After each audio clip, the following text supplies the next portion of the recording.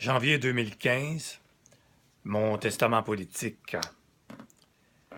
Je, sous-signé Maître Guy Bertrand, avocat et patriote québécois, désire m'adresser comme suit à mes héritiers. D'abord à ma femme Lisette, que j'aime tant et qui a su, tout au cours de ma vie, parfois tumultueuse, me conseiller, m'encourager et m'inspirer.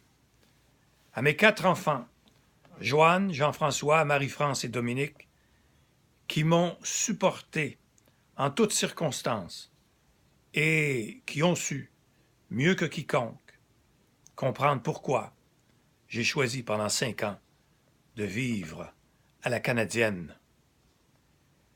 À mes 9 petits-enfants, Stéphanie, Claudia, Mia, Emmanuel, Alicia, Xavier, Alexis, William et Victoria, qui, un jour, j'en suis convaincu, prendront le flambeau de ma patrie québécoise là où je l'aurai laissé. À mes frères indiens et autochtones, avec qui nous partageons le Québec français, eux qui ont accueilli et qui ont aidé nos ancêtres lorsqu'ils ont débarqué en Amérique et fondé notre pays.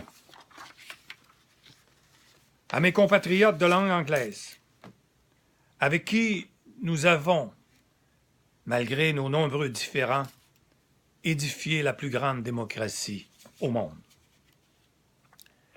À mes compatriotes allophones, qui sont venus de tous les pays de la Terre pour habiter parmi nous, apportant avec eux leur richesse culturelle qui ont ennobli notre propre culture. Et enfin, à tous mes compatriotes de langue française qui portent en leur cœur la fierté de l'être québécois et du vivre en français. À vous tous, mes chers compatriotes, mes enfants, mes amis et mes petits-enfants, je lègue l'héritage le plus précieux que mes ancêtres et mes parents m'ont donné, soit la langue française, qui est le fondement même de l'être québécois, de son peuple et de son pays. Je voudrais que vous soyez conscients de la nécessité de protéger et de promouvoir le Québec français.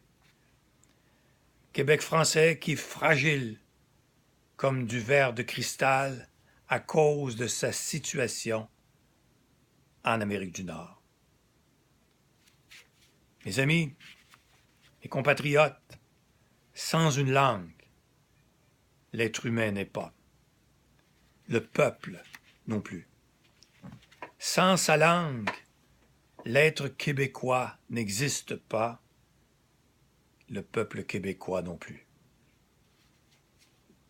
Toute menace à la langue, si minime soit-elle, s'attaque à l'être québécois et à son existence même, en son cœur et en son esprit.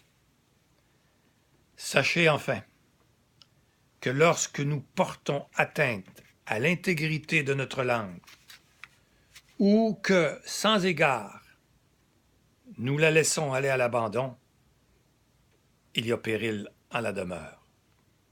Péril auquel nous nous sommes nous-mêmes exposés. Merci et la suite dans les prochains jours. À bientôt.